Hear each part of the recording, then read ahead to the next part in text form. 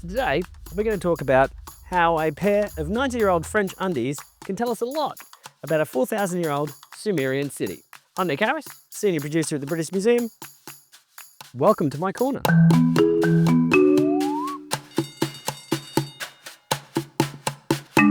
I'm at the Girsu Project Dig House in the Dikar province of southern Iraq.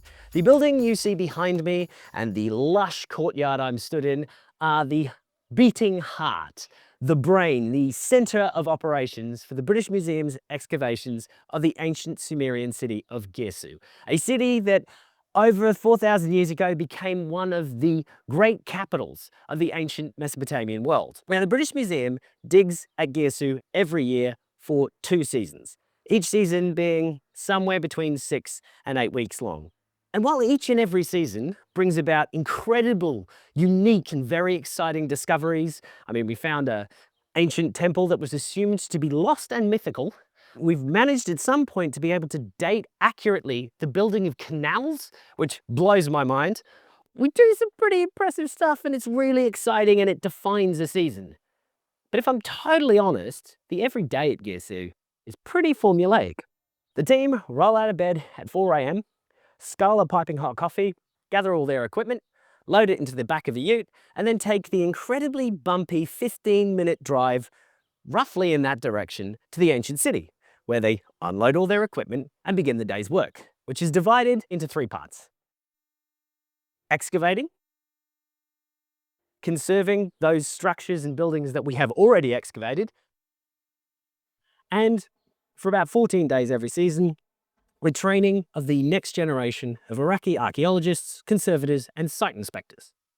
And outside of a break for maybe a smoke, maybe a little cup of tea, it is full on until midday, by which point it is quite simply far too hot to keep excavating. The trench I was in today was 35 degrees at 10 o'clock this morning. It was awful, and I was only in it for an hour. So by that point, we take all the things we found that day, pack them into the ute, along with our equipment, make sure we haven't mislaid a student anywhere, and take a slightly gentler 20-minute drive back to the dig house, where the afternoon is spent studying, documenting, and conserving everything we found that day. So, what's an everyday find at Girsu? Well, we find a hell of a lot of animal bone and ceramics. Occasionally, it's very exciting, and we have a full-blown, almost complete ceramic. But the reality is, most of it is stuff like this, little pottery sherds. Now, let's be honest, animal bone and pottery sherds are not particularly sexy, but they're incredibly important to archaeologists because, ironically, they love dating them. And the reason for this is that Girsu, whilst we frequently talk about it as a 4,000-year-old city, was inhabited, as far as we can tell, for at least 3,000 years. This is some Ubaid pottery. It's 4,500 BC, and this lovely vessel is the last period of Girsu, which is around 1800 BC. So we've got a lot of history to dig through, right? We're not just excavating the city, we are excavating periods of time within that city. So, pottery, I might have convinced you, I might have not, but there are slightly more obviously, I'm going to go with it, sexy objects that we find there. We find weird little figurines. We find dedications to warrior gods. And for those of you who are fans of Irving Finkel, we find increasing amounts of cuneiform. So that's the everyday. But you can probably tell by the fact that this is being filmed that today wasn't an everyday. So we get back to the dig house, and the director of excavations at Girsu, one Sebastian Ray, ran up to me. He had the excitement of a small schoolboy. He came up to me and said, "Nick, I have to show you what we found." And there I was thinking, we'll get some more Gilgamesh or something big and weighty. Nope. He presented me with a tiny, broken smoking pipe, a similarly small, broken trowel, and one pair of presumed 90-year-old French undies. Now, in order to explain how we get these things, and particularly these, in a 4,000-year-old Sumerian city, I have to give you some context. At its peak, at its height, Girsu is a major capital of the Mesopotamian world. And it's not a political capital, it's not a military center, it is a religious capital. It's a site where thousands of Mesopotamians made pilgrimage to every year, much in the same way that Vatican City or Mecca function today.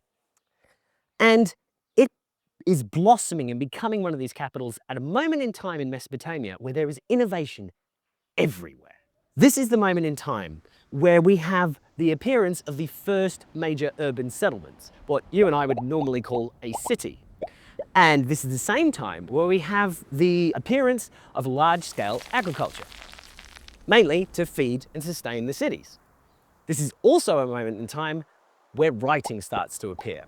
And with this brand new technology, what are they doing? Are they writing really great works of literature? No, the Mesopotamians do two things. They make lists of everything. If you can think of that scene in Parks and Rec where Ron Swanson gets a typewriter and says, "I'm gonna type every word I know." That's what the Mesopotamians are doing. But they also use it to administer those cities, proving that taxes, bureaucracy, and cities have been intertwined since their birth. This is also somehow a moment in time where they start developing sophisticated hydraulic systems. We see canal systems spreading out over Mesopotamia, providing water to support those cities, water to support the farms that feed those cities, water to provide the wet clay and reeds needed to write their cuneiform tablets to administer those cities.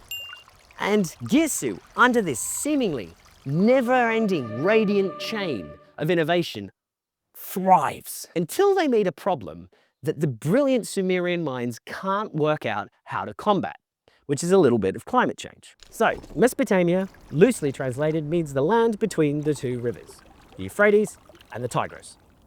And if you look at a modern map today of Iraq, you'll see that those rivers are quite far apart.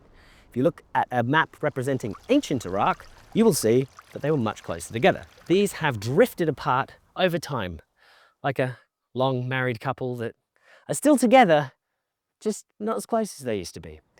So these rivers are drifting and drifting, and we've got evidence of Girsu trying their best to fix and add canal systems to sustain the city.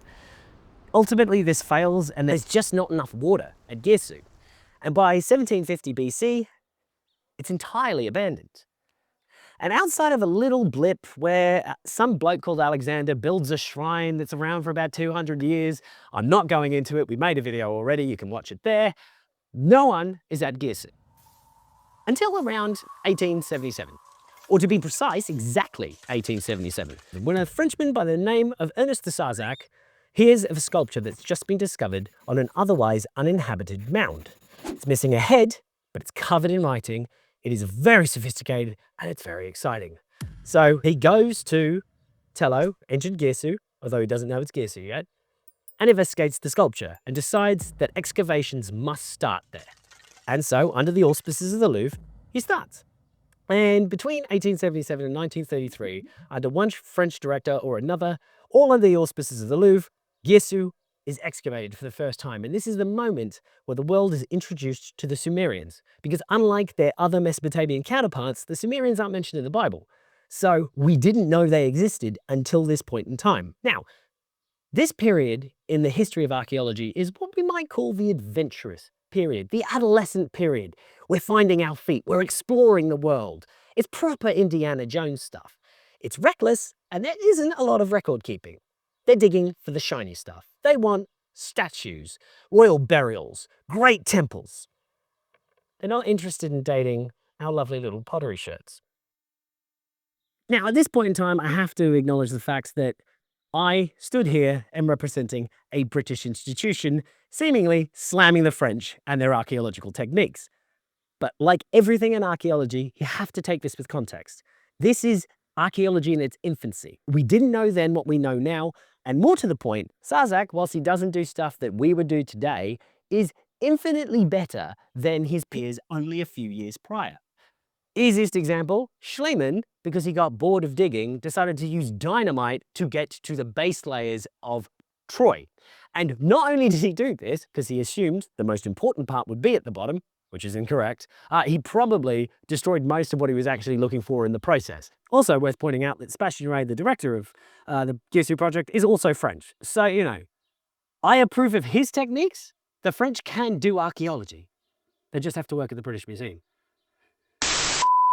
But that being said, the French excavations were a little chaotic. And I think the thing that exemplifies that the most is their dirt management. Now, most people, when they think of archaeology, don't think about dirt management, but it is a primary factor. It is probably the single thing that people think about the most when on site. You dig a hole, you create dirt. The dirt has to go somewhere. And Sarzak didn't think about this much when he started excavating. And so they put their dirt piles way too close to the areas that they were digging. And they keep doing this, and they keep doing this, and they keep doing this, and they just keep doing this until they get to the point at which they've walled themselves in. They've covered up loads of the site they actually want to excavate, and they can't get out, so they have to dig tunnels through their piles of dirt to make even bigger piles of dirt behind the initial piles of dirt. And more to the point, it's not just dirt. Anything that they don't think is particularly sexy, any objects that don't fit this is Indiana Jones style of thinking, end up in the spoil heaps too.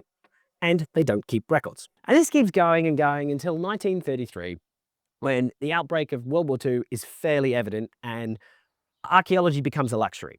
And so all excavations cease at Girsu. And they stay that way for the next 80 years. And to be quite honest, there was kind of this opinion floating around that everything that could be found at Girsu had been found.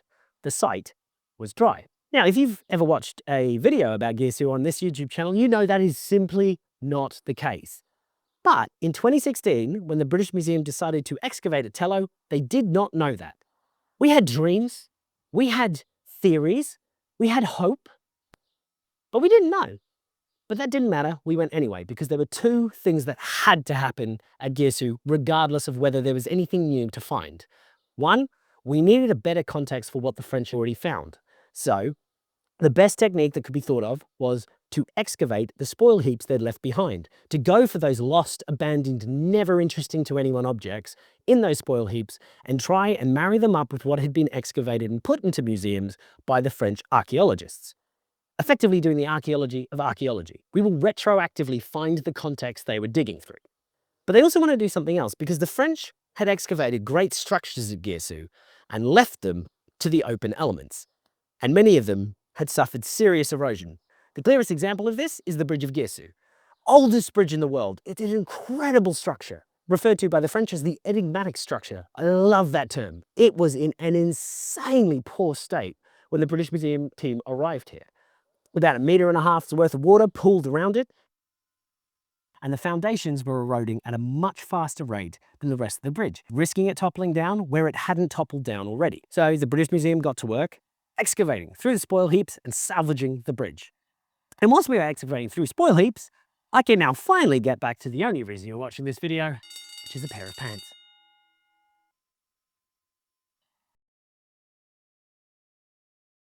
That is the context in which we found these pants, this little smoking pipe, and the trowel by the Bridge of Girsu in a spoil heap, in and amongst 4,000-year-old Sumerian stuff. So, the context is very important here, but first let's just look at the object in question. They're quite damaged, and if I'm being honest, they're quite stained. Yes? We think you forget some shit.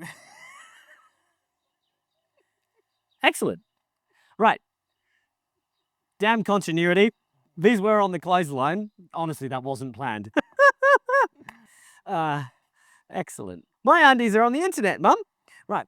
Now, the spoil heap in question that we were excavating, we dated to between 1929 and 1933. So that gives us the context. We don't believe at present that this belonged to any of the Iraqi workers who worked on site because of the style of them. We, earlier today, thought that these might be some kind of military commissioned French underwear. But it just so happens that we know a bloke at the Imperial War Museum who seems to have become a specialist in military underwear, and genuinely sent him an email with some pictures of pants with a content warning in the subject heading going, "This isn't weird, I'm sorry I'm sending you pants. Can you recognize them? This is the British Museum." I absolutely love my job. Turns out it was the second pair of pants he was sent that day. And he said most of them that we have on record have a button and a fly, to which these don't. So we're still fairly convinced they're French, but our first guess is already wrong, at least according to a military pants expert, and we're not going to question that. But what do these pants tell us about the history of a 4,000-year-old city? Well, if we put them in context with a broken trowel and a pipe, we can start thinking about the person who these belong to. What we've got here is a picture of an archaeologist working at some point between 1929 and 1933. If you remember me laying out the everyday of an archaeologist here at Girsu, this marries up quite nicely with what we do today happening 100 years ago. They are probably getting up very early in the morning. They're probably dealing in 35, 38 degree heat. And outside of the occasional smoke break, they are probably excavating constantly.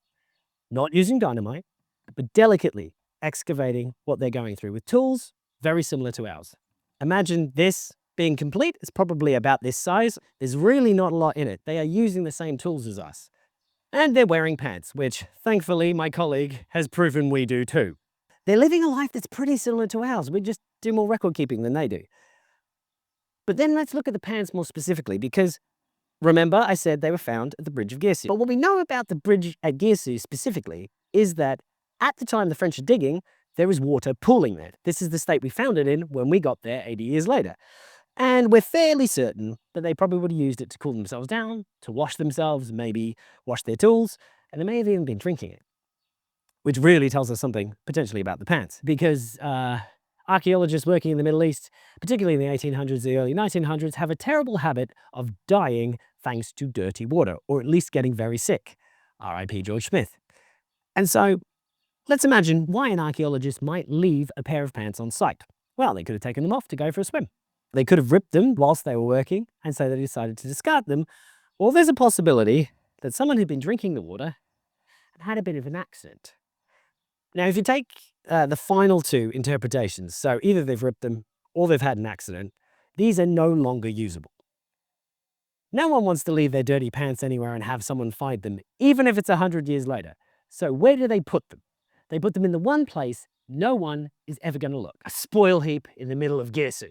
Now remember, what do the French put in their dirt piles that are way too close to their excavation sites? They put everything that no one should be interested in.